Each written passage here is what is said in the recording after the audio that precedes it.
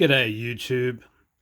Look, I had a comment on one of my recent videos which was inquiring about the differences in profile between the Hytest Craftsman line. These ones here, this is a 4.5 pound and this is a 4 pound Craftsman. And the Hytest Forester line, the 4.5 pound and the 4 pound Forester here. So I thought this would be a good idea to just talk a little bit about these axes, how they differ, what they were intended for in terms of use and how they were marketed and so on. They're made by Hytest Axes, which Hytest was a company in Australia in the 40s and 50s. Originally they called themselves Plum Australia, which was kind of like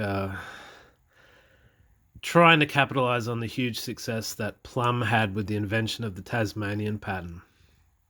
At the very beginning of the 20th century, an Australian axeman went to the US. He consulted with Plum axes in the US. He'd been sent there by Australian axemen to request Plum to make an axe suitable for use in Australia for Australian hardwoods. They came up with the Tasmanian-pattern, which was a huge success in Australia. And so a company was started up to basically capitalize on this called Plum Australia. That later on changed its name to Fern. And then later on again, it became Hytest. Now, in the 1940s and 50s, Hytest made a lot of really high quality axes, building on this kind of Plum Tasmanian-pattern idea. And they developed their own takes on that original sort of round pole Tasmanian pattern with the quite thick wedge shape to the bit, and the sort of shortened bit with a rounded cutting edge suitable for cutting hardwood. And eventually, getting into the 1950s, they sold three main lines of axes. There was the Challenger. The Hytest Challenger was aimed at sort of suburban gardeners who wanted to, basically they wanted a thin axe that would be suitable for chopping small trees and limbs and things in the garden. Then they marketed the Craftsman axe, which was aimed at farmers. It was aimed at people on the land who wanted a really tough, rugged, all-round axe for splitting, for chopping, and every kind of dirty job that would need to be done around a farm. And then they had the Forester line, which was aimed at professional timber getters for cutting big trees. The steel is different. The steel is a finer grained steel that produces a very, very nice razor sharp edge. And the profile is different between these two axes and also the Challenger. The Challenger that I had, which I ended up selling, had a very thin bit, and I think the concept that they had behind that was to produce an axe that would be very, very choppy, suitable for chopping smaller stuff, not that good at chopping bigger, harder wood trees. And for my uses, I didn't find that it was very, very useful for me. The Craftsman, on the other hand, it's a fantastic. It's like a medium thickness bit, as I'll show in a minute. It's very versatile. It has convex cheeks, which make it a great splitting axe.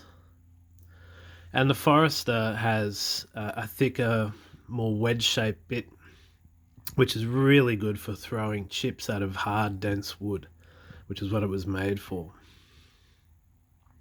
So now I'm going to go through these and show the kind of profile that each one has. Start with the 4.5 pound Craftsman here. Now you can see with this axe, moderately convex cheeks. The bit is a long tapered bit. It's fairly thin at the cutting edge, which makes it it has very good penetration into dead wood, dry wood. It's a very good chopping axe for dry wood. So that's the 4.5 pound axe. 4-pound axe, thinner profile. You can see the bit on this one is quite thin at the cutting edge, so you can get a really nice bit for chopping dry wood. This is an excellent axe for cutting dead wood. Doesn't have the greatest ability to throw chips out of the wood though, and it can stick a little bit, but it's the convexing of the cheeks. You can see how thick the axe is right in front of the eye. The axe is quite thick there, so it doesn't actually stick that much.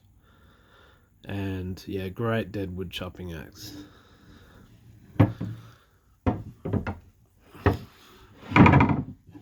So we move to the Forester.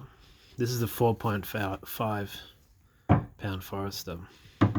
You can see straight away that the bit on this axe is a lot more of a pronounced wedge. You can see that at the cutting edge itself, the axe is not as thin. And there's a lot of steel right in front of the eye. This is what you'd call more of a pure Tasmanian-pattern type of shape, to me, anyway. It throws chips extremely well. And the steel on this axe is beautiful to sharpen by hand with a file. It takes a razor sharp edge, and you can tell when you're sharpening it compared to the Craftsman that the steel is a finer grained steel. So you can get a beautiful sharp edge that holds very well cutting hardwood. So that's the 4.5, and this is the 4-pound Forester. Again, naturally the bit is a little thinner, but you can see again there's a lot of steel right in front of the eye.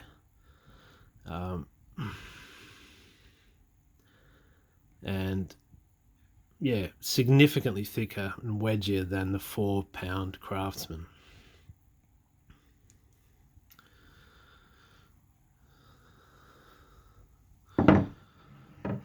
Now I'm going to show now some comparative photographs so you can see more clearly the 4.5 and the Craftsman and the 4.5 pound Forester next to each other.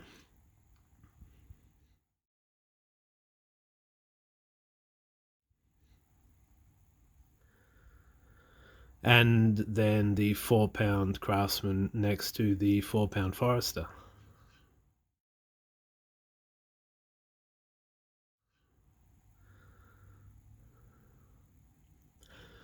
So you can see that these axes were made with different profiles which were suited to the specific purposes that they were intended for. And some of the old advertising materials that I've seen that were put out by Hytest in the 50s actually say this explicitly, that the profiles are different on the axes due to their intended market, their intended purposes, how they were intended to be used. So these are all just fantastic axes. I love them. They are amazing for chopping very dense hardwood. Foresters are now such expensive axes and so hard to get, especially the 4-pound Forester is a really, really rare axe and very expensive to buy. They go for many hundreds of dollars on eBay when they come up. So I'm not inclined to use these as much as I would otherwise, simply because the prices have risen so much. The Craftsman axe is a fantastic sort of work axe, is great general purpose, very versatile tools.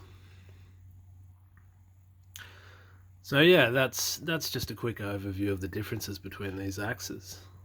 So I hope that's been of interest to somebody. Okay, thanks for watching.